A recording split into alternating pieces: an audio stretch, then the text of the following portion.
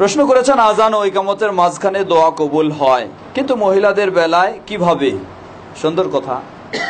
আজান ও ইকামতের মাঝে দোয়া কবুল হয়, তাহলে মহিলাদের বেলায় কি হবে? মহিলারা যদি মসজিদে সালাতে যায়, কোনো মসজিদে যদি নিরাপদ ভালো সুন্দর পরিবেশ থাকে, সেখানে সালাতে গেলে তারাও এই সুযোগটা নিতে পারবে। অর্থাৎ সেখানে মসজিদে আজান ও ইকামত, মসজিদে গেলে আজান ও ইকামত হয়, সেখানে তারাও এই সময়ে দোয়া কবুলের সুযোগটি নিতে পারে। যদি মসজিদে না যায়, যাওয়ার পরিবেশ নেই, বাড়িতেই পড়েন, তাহলে এই সুযোগটা কিভাবে পাবে? আসলেই আল্লাহ সুবহানাহু ওয়া তাআলা এক একজনকে এক এক দিক থেকে সুযোগ দিয়েছেন। সবাই সকল সুযোগগুলি সমানভাবে পাবে না।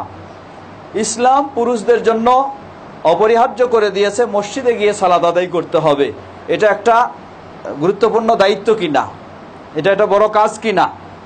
তা আল্লাহ সুবহানাহু ওয়া তাআলা পুরুষদেরকে যেহেতু এই ধরনের একটা চাপ দিলেন যে তোমাকে মসজিদে গিয়ে এই সালাত আদায় করতে হবে, তাই পুরুষদেরকে আর একটা বোনাস ওখানে আল্লাহ সুবহানাহু ওয়া তাআলা দিয়েছেন।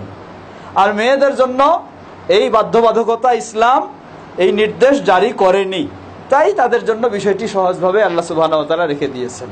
তাদের আরো অন্যান্য দোয়া কবুলের যে সুযোগগুলি রয়েছে সেগুলি তারা ব্যবহার করবে। আল্লাহু আ'লাম।